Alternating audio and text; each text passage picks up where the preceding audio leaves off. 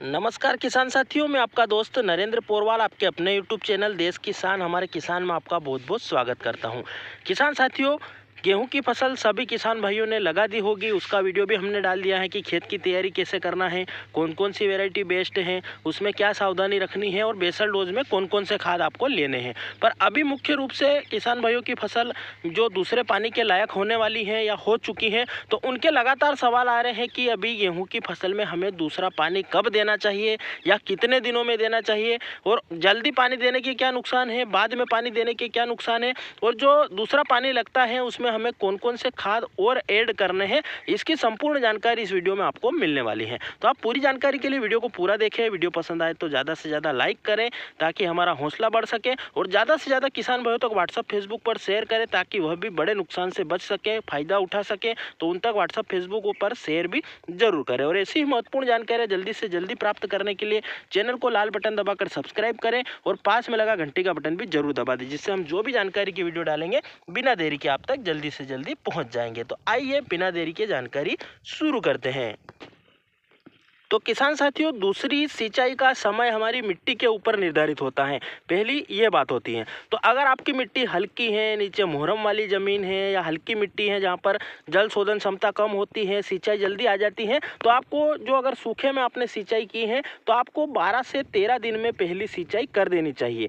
अगर आपकी मिट्टी मीडियम है, वहाँ पर जल शोधन क्षमता थोड़ी ठीक ठाक है, तो आपको 14 दिन से लेकर 18 दिन के बीच में आपको वहाँ पर सिंचाई करना चाहिए। और आपकी मिट्टी काफ़ी काली है, नीचे गहराई तक काली मिट्टी है, 40 फीट 50 फीट तक, और जल शोधन क्षमता काफ़ी अच्छी है, तो उसमें आपको 18 से 21 दिन में पहली सिंचाई करनी चाहिए। अगर आपने पलेवा करके सिंचाई करी है तो 15 से 21 दिन के बीच में ही आपको सिंचाई करनी है। ज़्यादा जल्दबाजी नहीं करनी है, नहीं तो गेहूँ नीचे गिरने की और जड़ें कम फूटने की और कल्ले कम निकलने की समस्या आती है। तो आपको इन दिनों का जरूर ध्यान रखना है।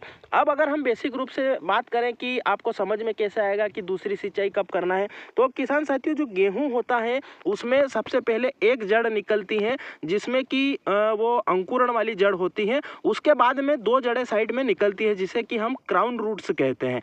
इन जड़ों का काफ़ी महत्व होता है। ये जड़ें जब तक नहीं निकलती हैं तब तक कल्लों का विकास होना प्रारंभ नहीं होता है। ये जड़ें जैसे ही निकलती हैं इधर कल्लों का विकास भी चालू हो जाता है। तो अगर हम जल्दी सिंचाई कर देते हैं, क्राउन रूट्स निकलने के पहले सिंचाई कर देते हैं, तो फिर इन रूट्स को निकलने में काफ़ी वक्त लगता है, या रूट्स कमज़ोर रहती हैं, या ये रूट्स कम निकलती हैं, जिसके कारण कल्ले कम निकलते हैं। तो हमें समय पर सिंचाई करना है, ज़्यादा जल्दी भी नहीं करना है, ज़्यादा देर भी नहीं करना है, नहीं तो मिट्टी ठोस हो जाती है और उसमें भी क्राउन रूट से नहीं निकल पाती हैं। तो ये जो दिन हमने बताए हैं, ये जो संकेत हमने बताए हैं, क्राउन रूट से निकलने लग जाती हैं, तब आपको दूसरी सिंचाई करनी है। एक मेन रूट है, इसके आसपास जो 2 रूट निकलती हैं क्राउन रूट से, जिसके ऊपर या आसपास बहुत सारी जड़ें निकलती हैं जो कि पोषक तत्व पौधे को पहुंचाकर कल्लों का विकास में महत्वपूर्ण भूमिका निभाती हैं। तो इन दिनों का ध्यान रखना है। हमने आपको दिन भी बता दिए हैं, क्या फायदे हैं क्या नुकसान है जल्दी या लेट सिंचाई के, वो भी हमने आपको बता दिए हैं। तो इस हिसाब से आप दूसरी सिंचाई कर सकते हैं। उसके बाद हमें अब खाद या उर्वरक कौन से लेने हैं। तो किसान साथियों, आपने बुवाई के टाइम पे NPK 12-32-16 जिसमें कि नाइट्रोजन, फास्फोरस और पोटास होता है वो दिया ही होगा, हमने आपको बताया था। बहुत सारे किसान भाई सल्फर भी शुरुआत में ही दे देते हैं। अगर आपने सल्फर नहीं दिया है तो आप जो जिंक और सल्फर का मिश्रण आता है वो, या सल्फर या जिंक अलग से लेकर भी आप यूरिया जो नाइट्रोजन का होता है काम उसमें, वो 25 किलो प्रति बीघा आपको यूरिया लेना है नाइट्रोजन की पूर्ति के लिए, और 3 से 4 किलो आपको जिंक सल्फेट या जिंक सल्फर जो मिला हुआ आता है वो आपको लेकर मिश्रण करके तत्काल खेतों में उड़ाकर सिंचाई कर देना चाहिए।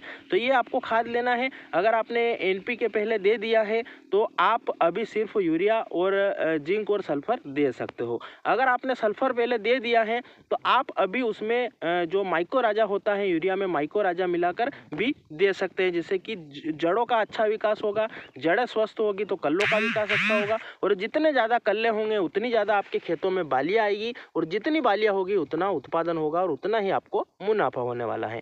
तो इन चीज़ों का ध्यान रखकर सावधानी पूर्वक रूप से आप इन खादों को उड़ाकर इतने समय पे सिंचाई करके अच्छा मुनाफा कमा सकते हैं। तो किसान साथियों, ये थी दूसरी सिंचाई की पूरी जानकारी। खाद उर्वरक कौन सा डालना है वो भी हमने आपको बता दिया है। तो आपको जानकारी कैसी लगी कमेंट में जरूर बताएं। वीडियो को पूरा देखा है तो जय हिंद कमेंट जरूर करें। इसके अलावा आपकी कोई जानकारी या सवाल या सुझाव हो, या आपके पास भी कोई जानकारी हो, आप आप कितने दिनों में सिंचाई करते हो, वो सारी चीज़ें कमेंट में जरूर बताएं। चैनल पर खेती से संबंधित और भी कई सारे वीडियो डाल रखे हैं, आप वह भी जाकर देखें, उन्हें भी लाइक शेयर और चैनल को सब्सक्राइब जरूर करें। वीडियो को पूरा देखने के लिए धन्यवाद। जय हिंद, जय भारत, वंदे मातरम।